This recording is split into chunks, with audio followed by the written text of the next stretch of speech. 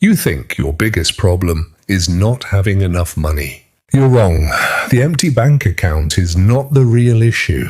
The real problem is what financial stress is silently stealing from your heart. Right now, while you're watching this, you and God are fighting two completely different battles. You're trying to get more money so you can finally breathe.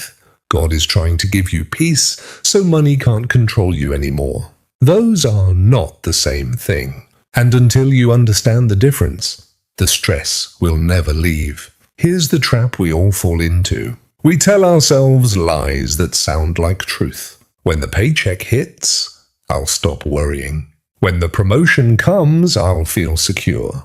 When the next opportunity opens up, I'll finally be okay. But the goalpost keeps moving. The worry never leaves. The peace never arrives. Why? Because the foundation was wrong from the start. Proverbs 15:16 says this, "Better a little with the fear of the Lord than great wealth with turmoil." Read that again. It doesn't say more money is evil. It says turmoil with wealth is worse than peace with less. God is not against you having money. He is against money having you. And right now, for many of you, money has you.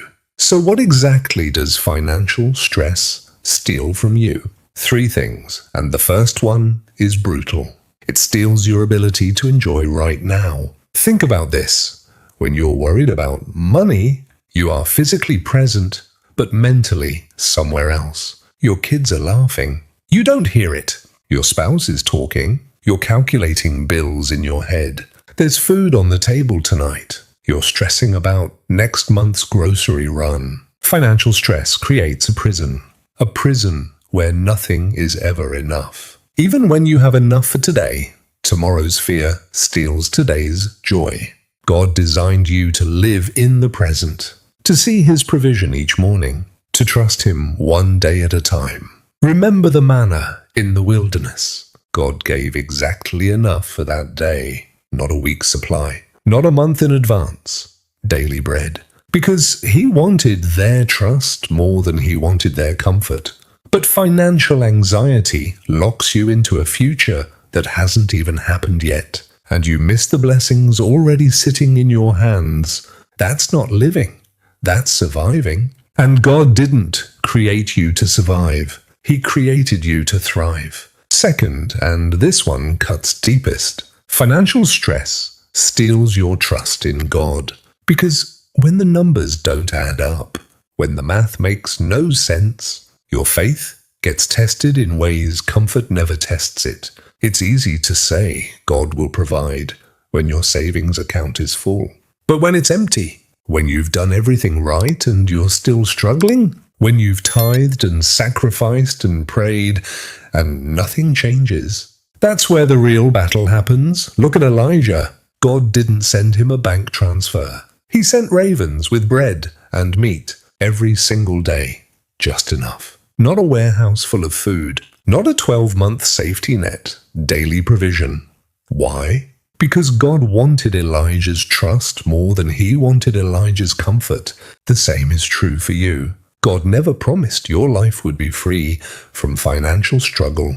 He promised He would never leave you in it. Faith is not built when the numbers make sense. Faith is built when they don't, and you trust anyway. That's the kind of faith that moves mountains. That's the kind of faith God honors. Let me pause here, because this is the part most people skip. If God gave you everything you're asking for right now, would you still need Him tomorrow? Be honest with yourself. Don't rush past that question. Third, financial stress steals your generosity. And this one is dangerous. Because when you're in survival mode, everything tightens, your fists close, your heart shrinks. You stop giving because you're afraid. You stop blessing others because you feel like you don't have enough. You start hoarding because tomorrow feels uncertain. And here's the shocking truth from Scripture. Generosity is not the result of having abundance. Generosity is the pathway to freedom. The widow with 2 coins. She gave everything she had. And Jesus didn't say she should have saved that. He didn't say that was irresponsible. He celebrated her. Not because God needed her money, because God wanted her heart.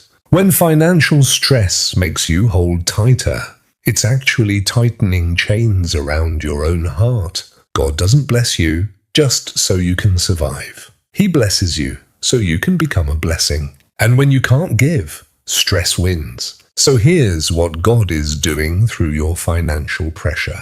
And you need to hear this clearly. He is not punishing you. He is repositioning you. He's teaching you that peace doesn't come from a number.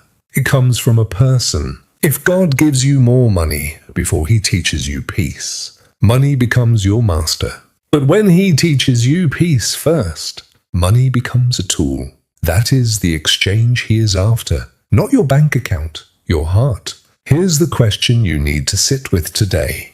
Is money serving you, or are you serving money? Because freedom is not having millions in the bank. Freedom is knowing your peace doesn't disappear when your money decreases. The greatest wealth in this life is not a full bank account. It is a content heart that belongs fully to God. Jesus said it plainly. Life does not consist in an abundance of possessions, and He wasn't just giving advice. He was giving you permission to breathe.